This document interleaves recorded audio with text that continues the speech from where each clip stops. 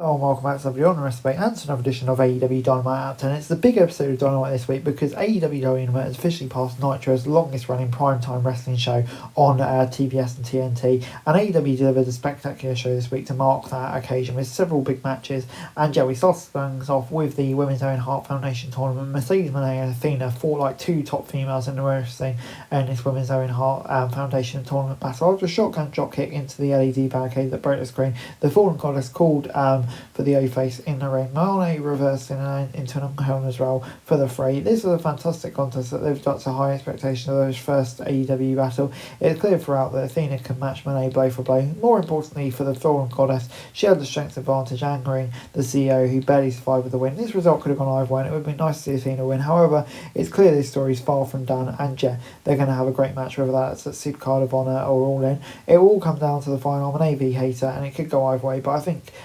if the CEO fights Chris Statlander, again the stat must win, but if Moné leaves the final, she's perfectly suited for another shot. So yeah, this is great stuff. 8 out of 10. Moving on into the Men's Own Heart Foundation tournament, Hangman against Josh Alexander, making his AEW debut as a wild card. As Hangman slowed down, Alexander only seemed to step up. The Cowboy barely survived, but caught the walking weapon with a pin for the three.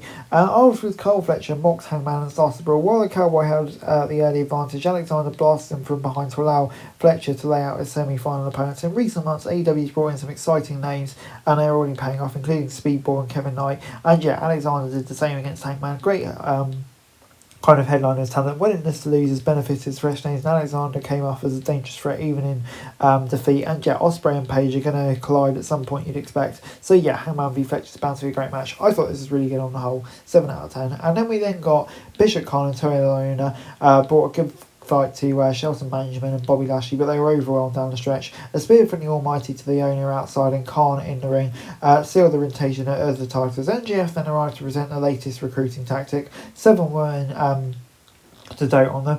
Benjamin teased giving them thumbs up as long as MJF gave him his watch, but the gold standard couldn't do it. MJF still offered the women and the watch with more to come if he joined the group. That title match was solid, even if the Gates of Agony got a bit too much offense given their current standing, but it was nice to see them given the opportunity. The post-match wasn't good. Parading around women for the Hurt Syndicate as bargaining chips is not good in this day and age. While MJF has always pushed the boundaries, just made me feel a bit past and maybe too much of a direct homage. So yeah, it'll be intriguing to see where it goes. MJF will probably convince the scene, but I think maybe he needs to go in a different direction now, this story. 5 out of 10 from me.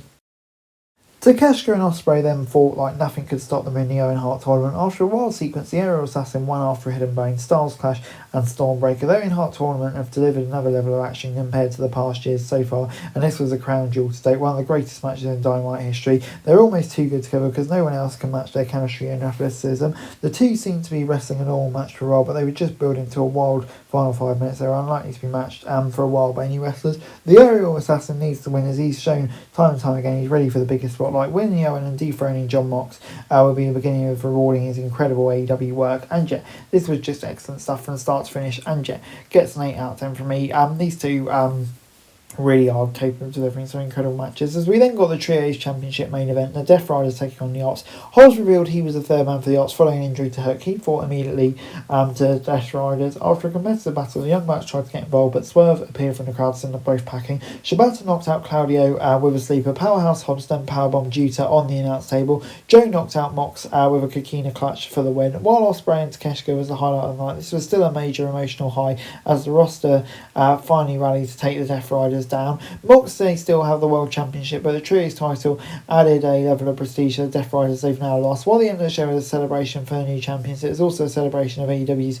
milestone night with a chant of AEW to close the show. While it remains to see what's happening with Hook, I think it's the right time for a title change, especially with Pac's injury. So yeah, I'll give it a 7 out of 10. And overall, Dynamite this week gets a 7 out of 10 from me. I thought this was probably one of the best Dynamites of the year so far. The quality of the matches throughout were excellent. I thought every segment really kind of snapped, except for maybe that one with MJF and the Hurt Syndicate. But I thought, yeah, this is a great episode of AEW TV, and hopefully we get these quality, on a very regular basis going forward. That's it for this video. Thanks very much for watching. Remember to like, share, subscribe, follow us on our socials, link in the description below for daily wrestling news, meme and content. Subscribe to our other channels on screen right now, that'd be greatly appreciated. Thanks very much for watching. Peace out.